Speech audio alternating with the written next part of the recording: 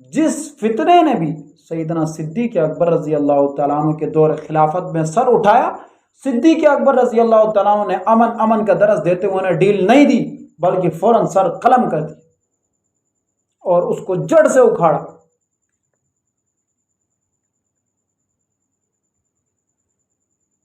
پھر سیدنا صدیق اکبر رضی اللہ تعالیٰ عنہ کے دور خلافت میں یمامہ کا واقعہ پیش آیا۔ ایک بدبخت نے نبوت کا دعویٰ کیا، سیدنا صدیق اکبر رضی اللہ تعالیٰ عنہ نے مسلم کذاب کو فوراً جہنم رسید کر دیا۔ صحابہ کرام کی کثیر تعداد شہید ہوئی، لیکن سیدنا صدیق اکبر رضی اللہ تعالیٰ عنہ نے کوئی ڈیل نہیں دی، کوئی مہلت نہیں دی، فوراً چڑھائی کی اور اینٹ سے اینٹ پر جا دی، ایسی کی تیسی کر کے۔ تم رسول اللہ کی توہین کرتے ہو،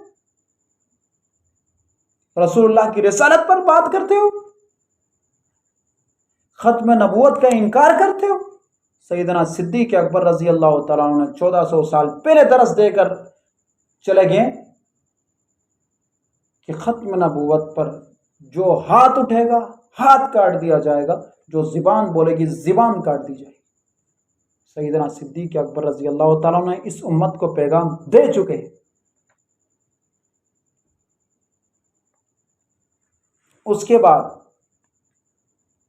شیخ الاسلام سیدنا ابوبکر صدیق رضی اللہ تعالیٰ عنہ کے دل میں حبیب کبریا سیدنا محمد مصطفیٰ سے ملاقات کا شوق دن بدن بڑھنے لگا۔ رسول اللہ کی جدائی کو برداشت کرنا ان کے لیے دشوار ہو گیا۔ ظاہر ہے ایک طرف فتنے، ایک طرف دوست کی جدائی، ایسی محبت جس کی مثال کائنات میں کوئی پیش ہی نہیں کر سکتا، خدا نے ایسی جوڑی بنائی ہی نہیں۔ صدیق اکبر رضی اللہ تعالیٰ عنہ کو جب دن بدن رسول اللہ کی جدائی کا غم دن بدن ان کو اندر سے کھائی جاتا، پھر ان کے ملاقات کا شوق بھی اندر سے دن بدن بڑھتا جاتا، آخر بیمار پڑ گئے۔ جب انہوں نے محسوس کیا کہ میرا آخری وقت قریب آ گیا، تو اپنی بیوی اسماء بنت عمیس رضی اللہ تعالیٰ عنہ کو قریب بلایا اور وصیت کی کہ تم مجھے اپنے ہاتھ سے غسل دینا، جس دن میں وفات پا جاؤں تو اس دن نفل روزہ نہ رکھنا۔ جب دنیا سے جانے کا وقت قریب آ گیا تو سیدنا صدیق اکبر کا چہرہ اور زیادہ چمکنے لگا۔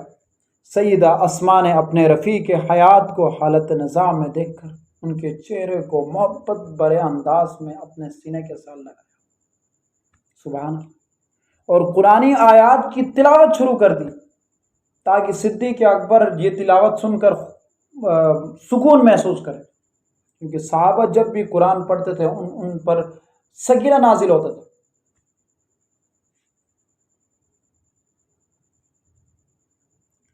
اللہ اکبر،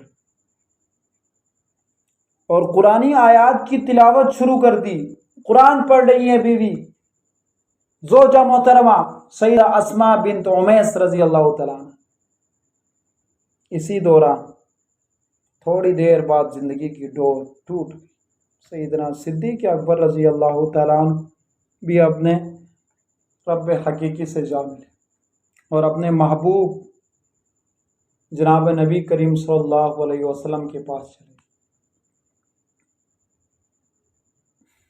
چونکہ سیدہ اسماء رضی اللہ تعالیٰ عنہ کثرت کے ساتھ روزے رکھنے کی عادی تھی، لیکن جس دن سیدنا صدیق اکبر نے وفات پائی انہوں نے روزہ نہ رکھا اور اپنے جلیل القدر عالی مقام خاوند کو، ان کی میت کو اپنے ہاتھوں سے غسل دیا۔ اس طرح انہوں نے وصیت پر عمل کرنے کی سعادت حاصل کی۔